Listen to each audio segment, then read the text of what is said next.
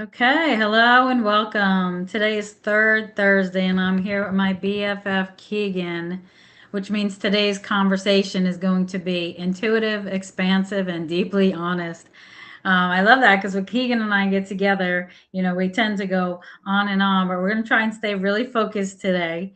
And Yes. I want to talk a little bit about the strong collective energy that's going on right now. Keegan and I were just discussing how we're both in the midst of it, and it's leaving people wanting more alignment, more freedom, abundance. You're going through an identity shift before the expansion, but you feel so exhausted, so burned out, and so overwhelmed. So, what is coming through? And what is coming through is the truth. And the truth is that Mhm. the same identity that was built in survival cannot live in peace and love and harmony. So that's what we're talking about today. Keegan, welcome. Thank you for having me again. I love how you just wrapped that up. That's so perfect. That's exactly the energy that's flowing around. As Yes, you're always, I'm feeling it. excited to be. I know combo. We're both feeling it, and so often, like when we're feeling it, the collective is experiencing it as well. And so that's why on Thursdays we share a lot about what we're going through, because there are many people that reach out and ask, like, what's going on with this crazy energy right now? So let's start with you. What is going on for you that you notice before this sort of expansion is coming for you yet again, as you said? Yes, because it's never ending. No, there are moments of extreme peace and embodiment of things, but this constant cycle requires us to change and evolve and become. And I feel like this energy has been forcing me kicking and screaming instead of on my time. And I don't like that very much, but I'm flowing with it. And what I'm also noticing that it's just not me being forced to see and shift and change. I am noticing that the normal people I talk to in my circle, they're all feeling the energy the same as the collective too, whether they are paying attention to their intuitive nature or not, whether they are living an intuitive life or not. They literally feel this like uneasy stir, this pushing of being on that seesaw, having to make a decision kind of thing, or like a tower moment. Everybody is like really feeling it and seeing the shift within their themselves. And instead of them, mocking things, it's more like, what the hell's going on in the universe? Because shit is crazy. It's tumbling down. I feel Yeah. like very restless, like almost Hmm. like a caged animal, sort of. And I don't like when I feel like that, because sometimes, oh, I hate to admit this, sometimes that energy sort of makes me want to like just escape and run away. So it's Yes. good that we have a vacation coming up. You have a vacation coming up. Yes. Yes, yes, yes. And it definitely does because you're in this like in between place of like go, go, go. And you're like excited to start something new because it's like something new and it's exciting. And on the other end of it is a higher version of yourself. But then there's also this deep, deep need to like rest and rejuvenate and integrate, the person that you were before this moment or the shift before the shift that you made, and really integrate that. And that, like you said, that burnout, that exhaustion, because you're like, I can't carry all this stuff. I need to rest for a moment because big things are about to happen. I feel it. And like, that's the energy. It's like rest, but it's like, oh my God, something's about to happen. Get all your nuts in order. Honestly, it really is like a birth, right? Before we go into childbirth, we are nesting and getting ready, and we have this excitement. And if we've never experienced it before, the first time, you don't know what to expect. You're so excited. See, and I'm getting goosebumps already. But you're like excited, but you're exhausted. You're like, I just want this over. Like, just get this baby out. It's like the same thing, wouldn't you say? My body back. Yes. Time to evict. It's so true. It's so true. And I know that we always use that, way to describe it, but it is really the best place to describe it is that blind date with your future child or something, or just the idea of a blind date. You're excited for something, but it's also terrifying at the same time. That's what I feel like with this. So I want to talk a little bit about how do we know we've outgrown that energy? Is it something we just sort of intuitively feel? Or, because we've done this several times, so we sort of know that it's coming. We sort of know what that buildup looks like for us. But if you've not experienced it before, can you sort of like describe it to someone what it would sort of feel like, as we said, like with childbirth and this excitement, but you're not sure what it is? Because a lot of times as humans, we want facts. What is this? What is it going to look like? How long is it going to last? And with the spiritual journey, we often don't have that. Yeah, I think it kind of feels like you were going back to the part where you were saying, how do you know that you've outgrown it? Like what does that feel like? And it feels like in between. And then it's almost as if the things that you have outgrown are now what feels like the imposter. And the things that you are excited about and that you might have felt like an imposter before now feel comfortable and feel like rejuvenating and energetic instead of draining and dull. Because I'll notice that environment, situation, patterns, and cycles, if I realize a cycle that I'm doing, or if I realize a pattern, then it'll start to drain me participating in that. It will feel very heavy. It will feel not good. It will feel draining and exhausting. And then when there's this new cycle or pattern or realization picking up, it's like energetic. It's exciting and makes you want to explore, makes you want to participate more instead of that pullback feeling. Yeah. So that's kind of what it feels like to me. And I compare that feeling in every situation.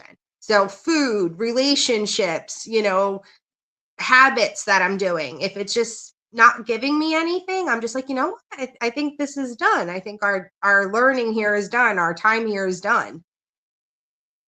That's so And I can beautiful. move.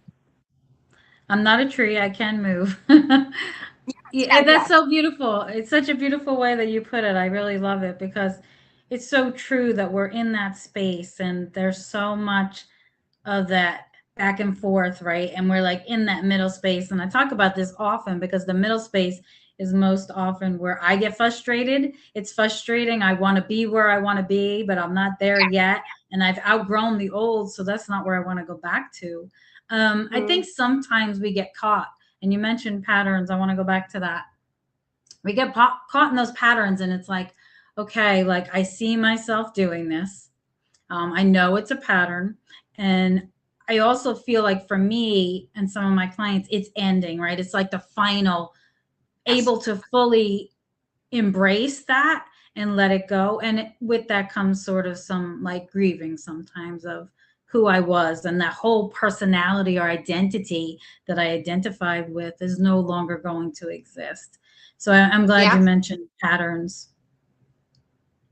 Yeah, because that is really I think the foundation of some of the energy coming in to shift us right now is a big emphasis on clearly seeing the patterns in people and like the patterns in which you're participating in and the cycles, and once you see it, you can't unsee it. And I feel like that is what's really creating the foundation for this wave of energy that's been coming in. And that can be sort of confusing as well. Sometimes I find myself in that place, right? And I'm looking at an old pattern and I'm like, I already looked at this. I've already identified what it is, but I fell back into it. And I feel like now this like the end of it. Like it's a full recognition of that's a pattern. I don't choose to any longer fall into that pattern. And so it's about sort of like when you're riding a bike, right? You're going to fall off sometimes and you're going to get back up and you're going to get on that bike. And when you're releasing patterns, it's almost like that because we continue to go back into it until there's a point where now you're fully recognized in it that this no longer serves you. That person who Yeah. you were doesn't any longer serve you. Yes, yes, yes. And that you recognize too, how your body is responding to it. I think that's a big thing for me is before when I would recognize a pattern, and this is something that I'm adjusting to with this shift happening. Before when I would recognize a pattern, it would be like an ego thing. It would be like, okay, I recognize this pattern. I will choose to participate in it if I want to, or I won't, and I would kind of use that as an excuse to keep one foot in and one foot out.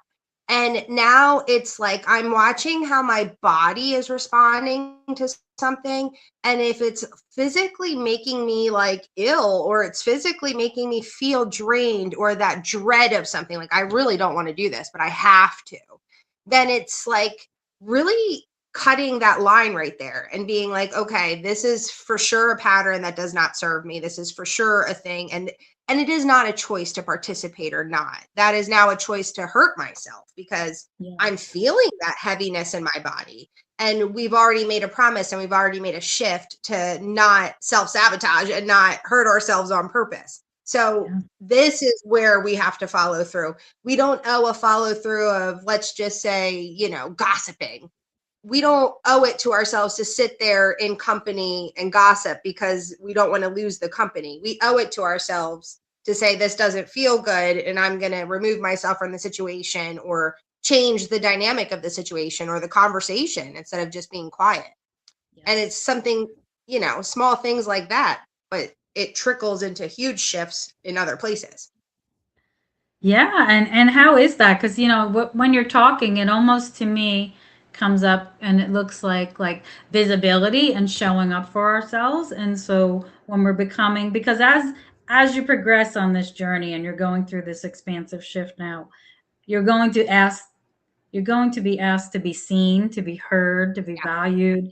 And if you're not used to receiving those things or giving them to yourself, often it can feel like very heavy in and of itself. But like through this shift, you're like, oh my gosh, like I know that I can't any longer participate in who I was. And so that visibility now I'm going to show you who I am, right? Because through that experience, you're going to lose some people. Yes, yes. And I don't know if you remember, but you had spoken on it before, and we talked about how um, it's going to be like in your face, and it's going to be rude, and it's going to be offensive, and that boundary is going to, or a cycle or a pattern is going to kick up and be so apparent that it's almost like challenge accepted. Like, remember you were talking about how you're like, I got to shed this skin before I accept the challenge of the wild horse. But it's like, it's true. Like, you have to accept it. And then it's like no more just knowledge of something. It's like challenging you. Like, okay, you have this knowledge, you've seen it, but like, what are you going to do with it? How are you going to move with it? Because I'm going to move you either way. How are you going to move in it? Where are you going to control this part, or where are you going to, stand in this? Yes. Where's the water going to move around, And how are you going to react? Are you going to act like you're drowning? Or are you going to act like you're just a beautiful fish swimming Exactly, through? exactly. I kind of think of it as like if you were a kid. I was very much a woods kid. I grew up and learned a lot of lessons from the earth. And I think about like playing in streams and creeks and stuff, and how we would take the rocks and redirect the water, And at first you would put a stone or two in, and if it's not high enough to create a stop in the water keeps going over it, And I kind of see like life like that, and how we build ourselves and how we strip ourselves. It's like we might put a boundary or we might put a rock, but still not strong enough to stop the current or see a change in current. We might have to create a few boundaries to really start to see how it shifts the water. And then in that knowledge, now okay, this is going to take more layers to keep redirecting this water. It's not going to be a one rock kind of thing, unless you're strong enough to go carry the boulder from mountains away and put it in the center. But then you only have two directions. You can't maneuver the water. So it's like you can't stop the flow of the water, but you can change how it flows and redirect it. And so I feel like that's what's happening in this shift. It's like, okay, where's the knowledge in it? And how are you going to really apply that knowledge? Not in an aggressive, rude way, but in a sustainable, changing direction way. I love that. I love that analogy. It's so true. If you think about it, just as you described it, like you described it so eloquently, like putting the rock there and one rock isn't enough. So, right, the water's still going over it, but then we have to sometimes add more boundaries or more layers to what that is. And I think that becomes more apparent as we go on through this experience, right? Because maybe the first time we're talking about that boundary and we're setting that boundary, but like you said, the water's still going over. So there's another boundary maybe that we need to set as well.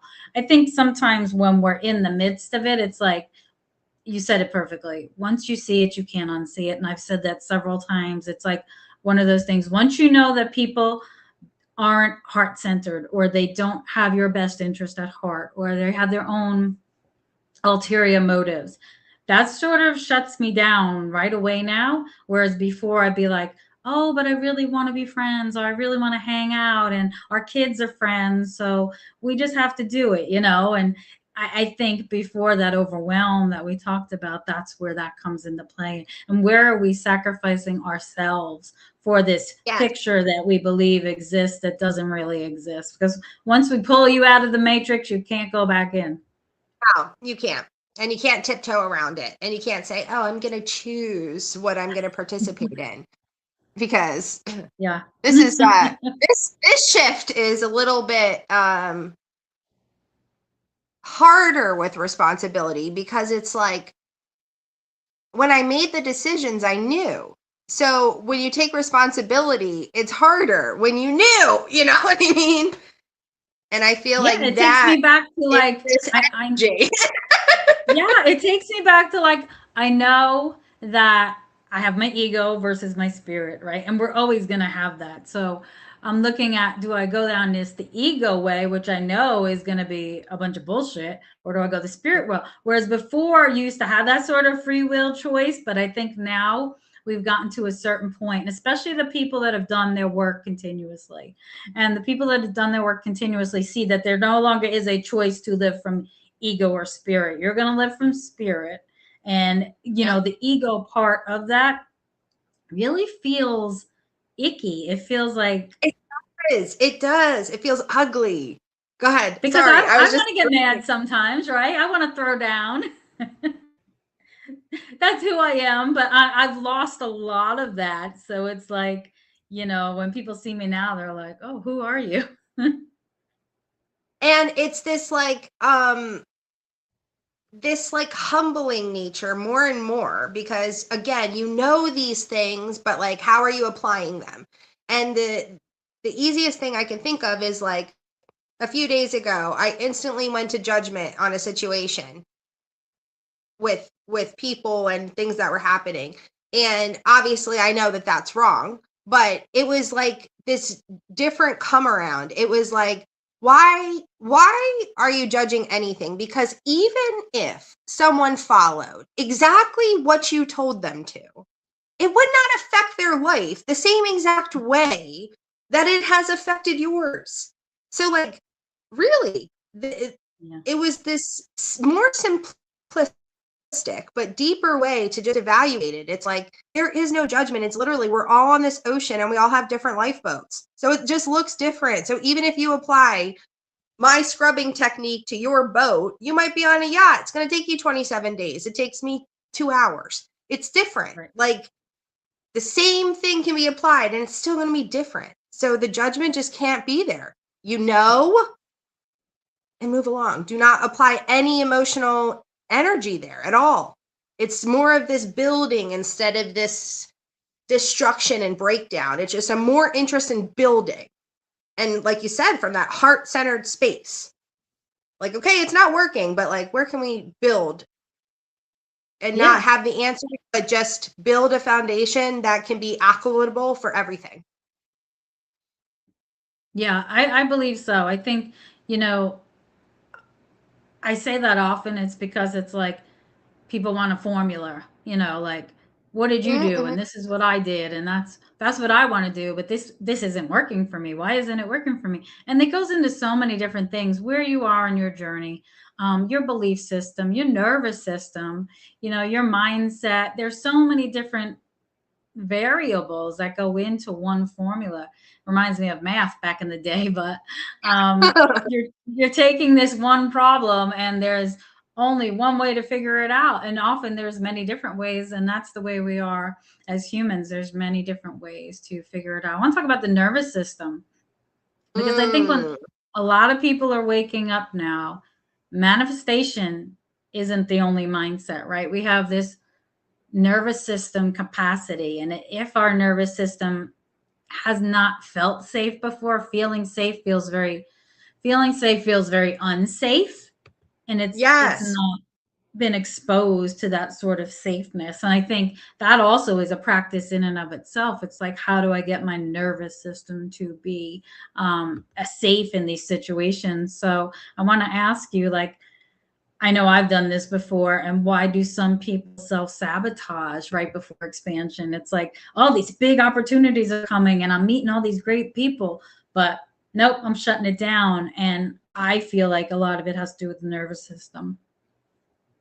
I think so too. I think that, for example, I'm experiencing that with finances because I have realized if my nervous system is not in a place to receive, then my money will get tied up because I'm an artist and I just navigate differently than corporate America. And so, like, how I get paid and things like that is different. I don't just get a paycheck on the same day every week and I manage through there. I do a job and I get paid. And Mhm. sometimes you can't force people to pay you or things happen, you know. And I am realizing that the more my nervous system and my energetic body is in that fight or flight, because waiting, something as simple as waiting for money, puts your body in fight or flight depending on what you need money for. Maybe you don't need the money at all, so you don't care.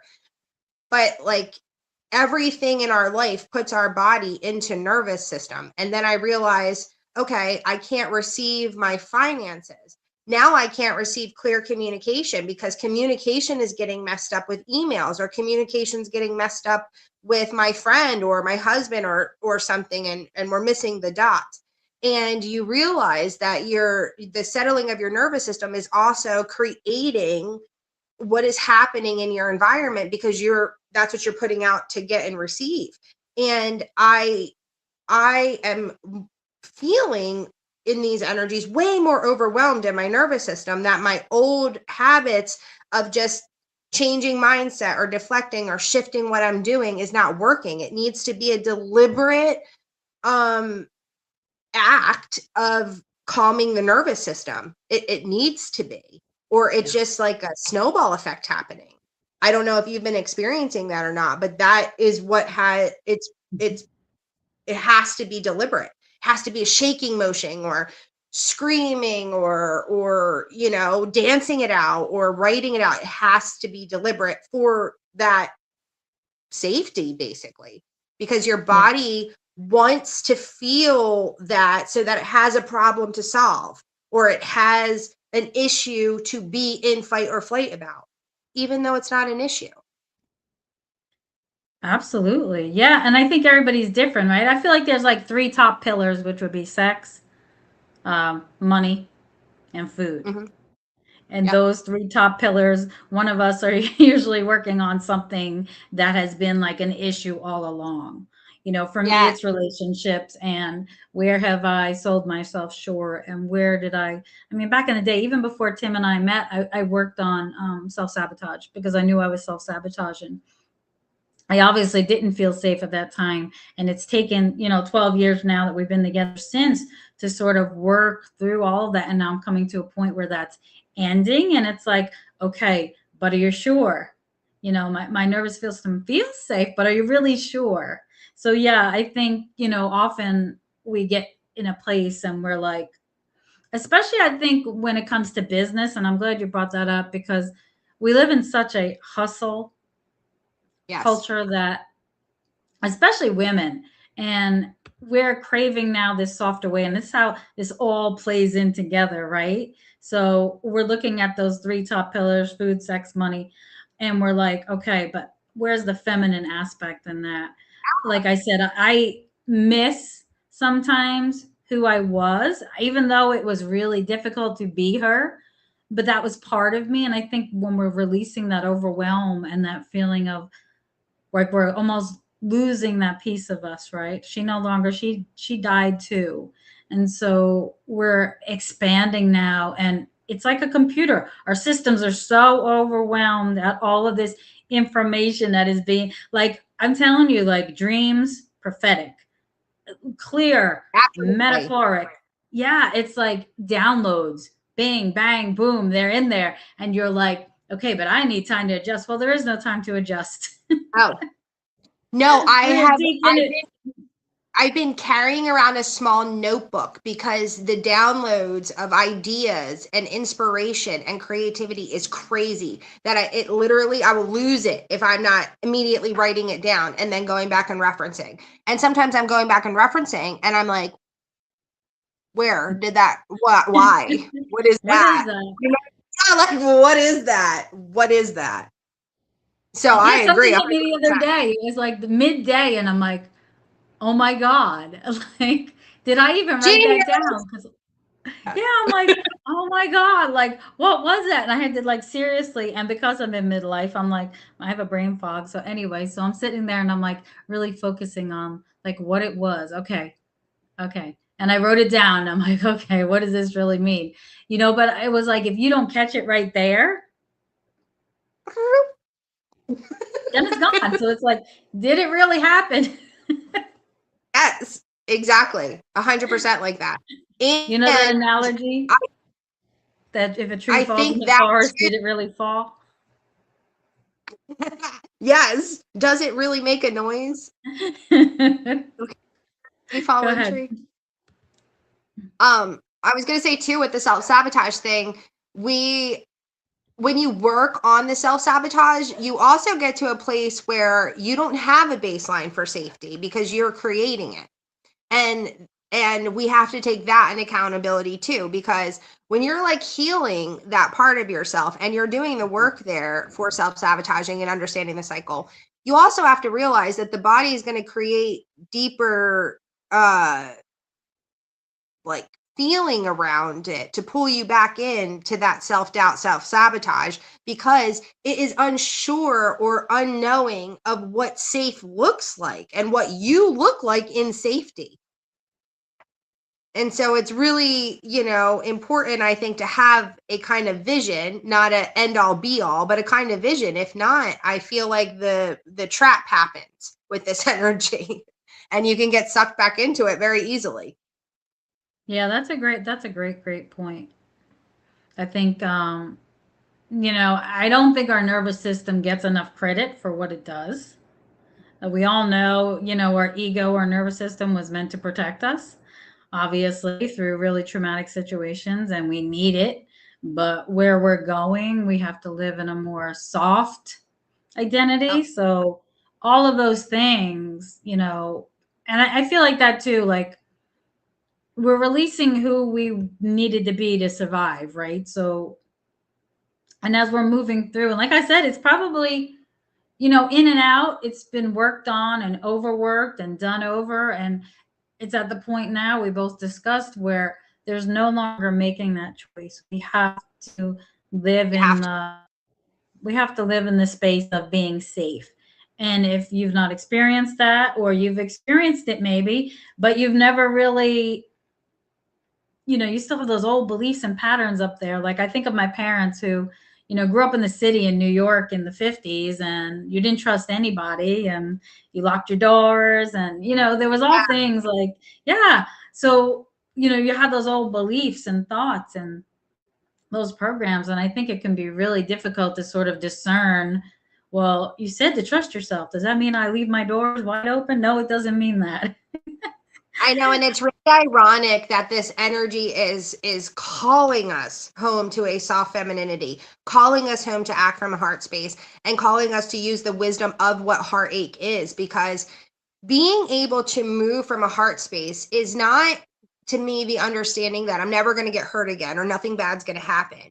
It is moving forward, knowing that love is always going to be greater. So that even if I do have heartbreak in this, disappointment, rejection, hurt, whatever, I have built the skills needed to move through it. So there is no fear around it. And we're being called to that. And I think it's crazy how on the opposite spectrum of like news and media and just things going on in the world, instead of what we're feeling in our energetic body, is the complete opposite. It's this fear driven, we're back into this fear monger, right on that cusp of us being like, hold on, there's nothing to fear. If we move in love and we move in open-heartedness, there is nothing to fear, because nothing will be done in malintent, and anything that is a mistake can be redirected and corrected because it's out of love. Yeah. So I think it's I think more people are seeing that. They're becoming more aware of this falsehood that we've been fed, this narrative over and over and over again. And for them who are waking now, it's becoming so very clear that how can I live this way, but then live in fear? And always feel like you have two choices: you live from fear or you live from love. And, moving through that, it's like, I think it can take some people a long time, but I don't know if we have that time anymore for them to experience. you don't. And you know what else I think is the most bizarre, which I'll like dive into a little bit conspiracy here. We're also Okay, I seeing love it. it. Mhm. We're also seeing it reflected in the health field. Okay. So we're having these shortness of breath kind of things that are taking people out. And then we're having this astronomical heart issue happening, where more and more heart attacks, more and more strokes taking people Yes. out. And I think that that is even more relevant to the energy coming in, and what is being that like teeter of the open heart space, that literally people cannot contain it, and they're dropping like flies, like they're losing the energy, because you can't not live without choosing what you see.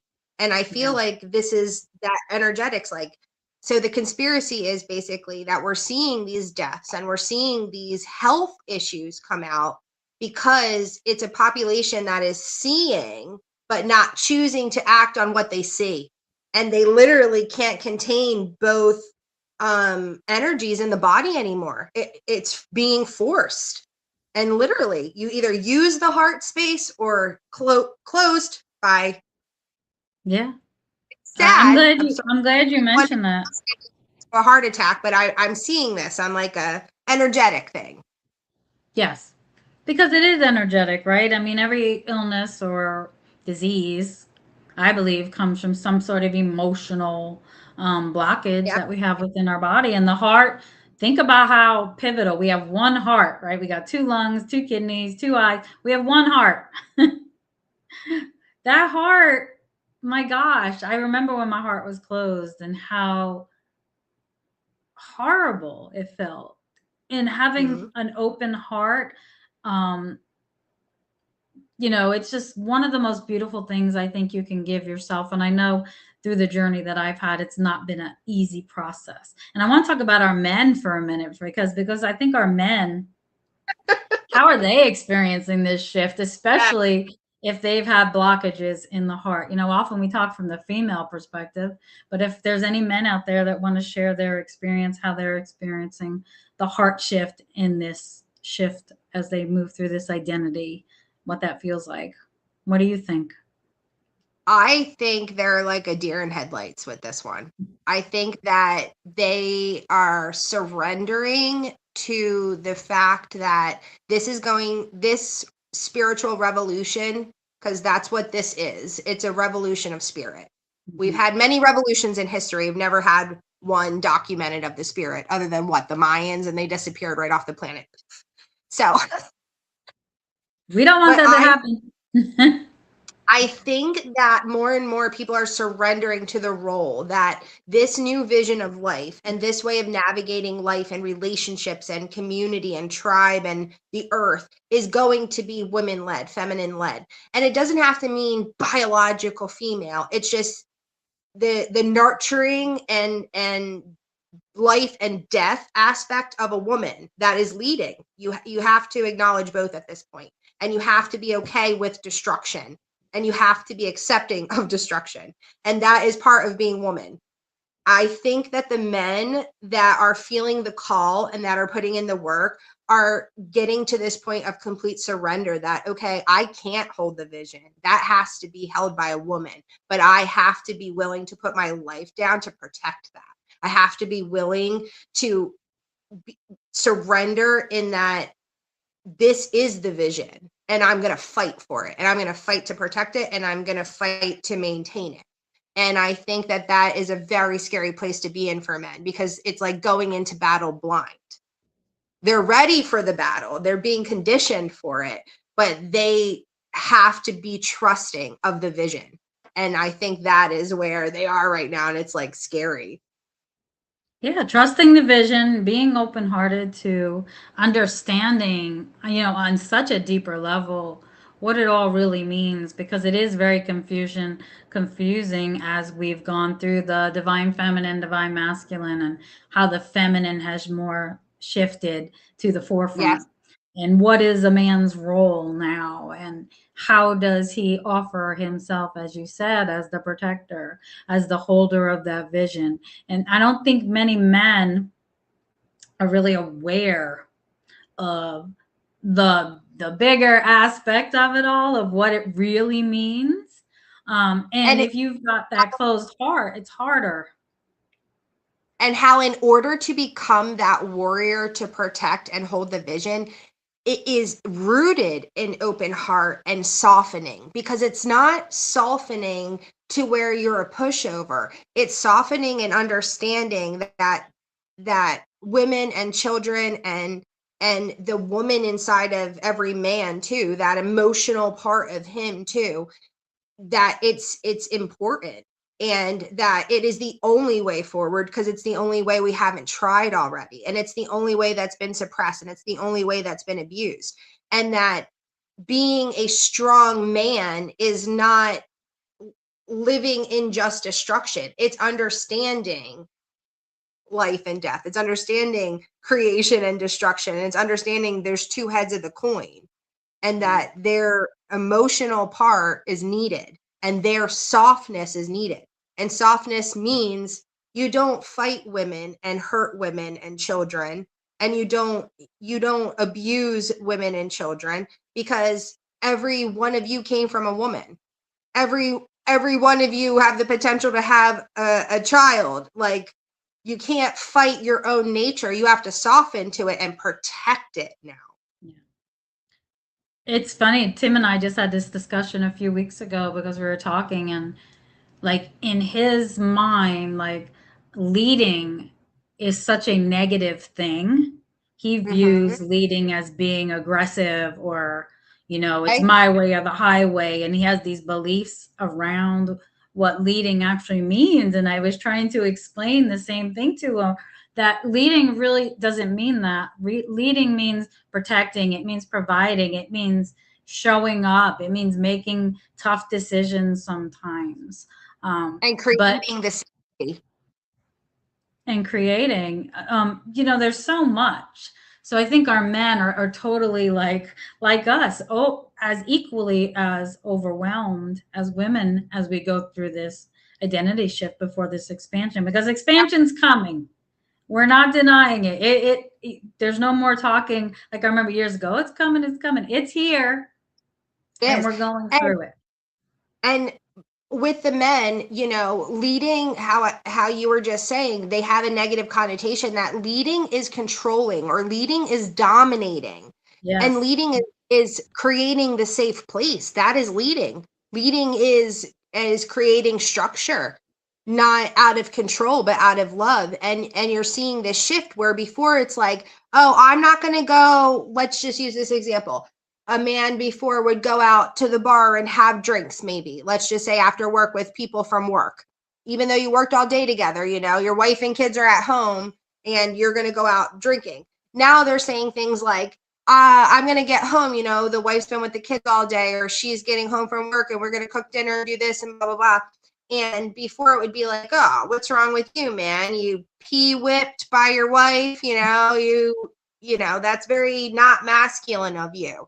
And Yeah. now like the roles are shifting where men are finding fulfillment in that. They're finding fulfillment in going home and building the fire with their wife and child, and or finding a way to reignite the coals, or going in and putting their time and investing their time into family, into finance, into bettering the next step of their life, instead of blowing it away on consumerism or what the next fad is. And that shift too, I think, is scary, because you have to reject things that you would participate in normally and see it as leading. Because I think a man that goes home and tends to his family in these times is a leader than a Yeah. man that goes and disconnects from the day or disconnects from the world in something else.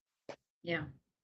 That's so true. And you don't really hear a lot about that anymore. I mean, at least I haven't. Maybe I live in a bubble, but I haven't really heard much about, especially as my sons are getting older in their 30s and, not hanging out in bars and stuff like that. Yeah, Like it used to be more prevalent, I think. But I think, yeah, as this shift it's has all shift. occurred, so many things, yeah, so many things have changed. And yeah, it's so true. Do you want to talk about some sort of things, some tips or something that we could do as we're going through this exhaustion? Because I know for me, um, I've been called to rest and rest, rest, rest. And it's not something like I feel fatigued and I'm in a fatigued place. But it's also while I'm resting, I'm sort of also receiving because I'm allowing Yes. myself the time to set the intention for those things to come through. You want to talk a little bit about that? Yes. And I've also been trying to create balance in what is truly fatigue and what is spiritual fatigue. Because for me personally, I have been really seeing the difference between when my body is just tired from Mhm. life, working, cooking, cleaning, gardening, pets, husband, just the everyday swing of life. Am I eating properly? All these things. But then I have like a spiritual fatigue happening too, where I feel like, yes, I need to rest, but I also feel like I need to move. And before it would be hard labor or some kind of task that needs to be done. And I was saying before about the deliberate movement. So now I'm starting to incorporate more somatic kind of exercises that are really pinpointed for my nervous system and my spiritual body, Yes. versus and resting and not feeling guilty about the rest, because I'm doing something for the spiritual body. I'm being purposeful, because this exhaustion is not from just nutrition or life. It's also from abusing my boundaries, abusing who I am. Learning to be safe is Hmm. exhausting. Being safe is also exhausting. I agree. I mean, there's so many different things that we can look at when we're giving tips for. I love the somatic approach and just allowing your body to move, because in that space your body, we've been so disconnected from the body for so long. It's been really neglected over the years. And I think this season that we're coming into is really less about becoming more, but more about becoming true and true to ourselves. And what does that mean for us?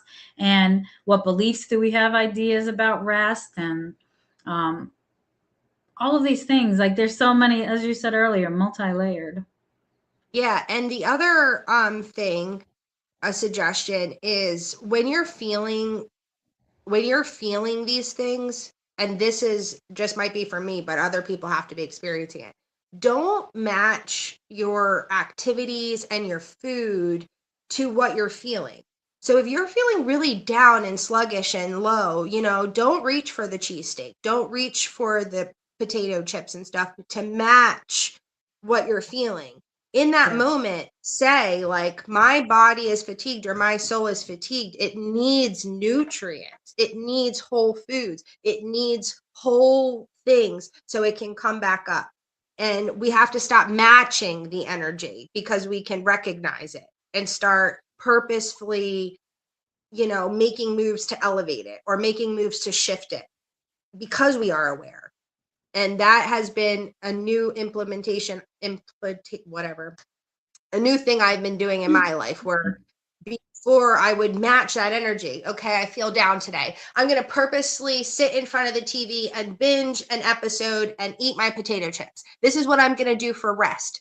But at the end of the day, that's not really resting my body. That's putting junk and toxicity into my body, which is then going to create more sluggishness. So that I shift think has you're been right. the past couple of weeks. I think many people are being called to remind themselves about what we put into our body is what we get out of our body, and how important it is for us to bring in whole foods versus processed foods. And I think you're going to be seeing a lot of shift and change with people doing that as well. I want to thank you today for coming on. This conversation feels like such a reminder that growth isn't always about doing more. Sometimes growth is about releasing. Sometimes it's about resting, relaxing. Sometimes it's about releasing those old patterns and identities that we held on to for so long, and carrying things that were really never ours to carry. Keegan, I want to thank you for joining me today. As always, it's been a beautiful conversation. Thanks for having me. I love it. Always.